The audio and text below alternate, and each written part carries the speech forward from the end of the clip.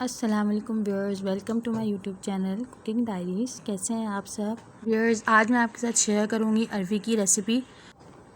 Viewers بہت ہی مزے کی، بہت ہی ٹیسٹی اور جھٹ پٹ تیار ہونے والی ہے۔ تو اس کے لیے ہمیں چاہیے سب سے پہلے ارویاں یہاں پہ میں نے لی ہیں آدھا کلو۔ ان کو میں نے چھیل لیا تھا اور چھیل کے اچھی طریقے سے دھو لیا تھا۔ دھونے کے بعد میں نے ان کو گول گول کتلیوں میں کاٹ لیا تھا۔ اس کے ساتھ ہی میں نے لیے ہیں یہاں پہ کشمیری لال مرچ چھوٹی۔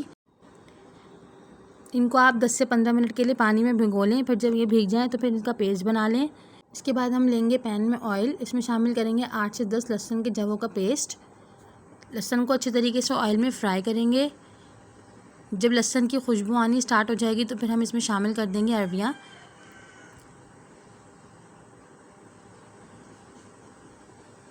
ویورز ارویاں شامل کرنے کے بعد اس کو 5 منٹ تک ہم آئل میں فرائی کریں گے۔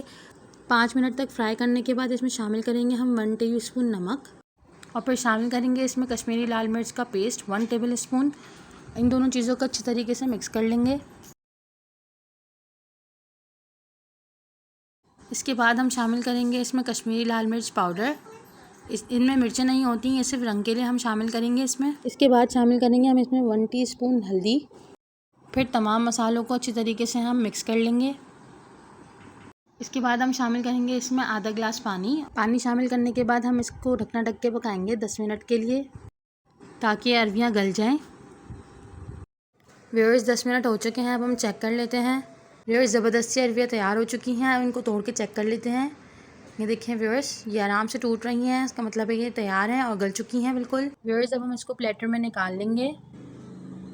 ویورز بہت ہی مزے کی، بہت ہی ٹیسٹی اور بہت ہی جھٹ پٹ تیار ہو جاتی ہیں۔ یہ آپ ضرور ٹرائی کیجیے گا اور ٹرائی کر کے مجھے بتائے گا کہ آپ کو کیسی لگی۔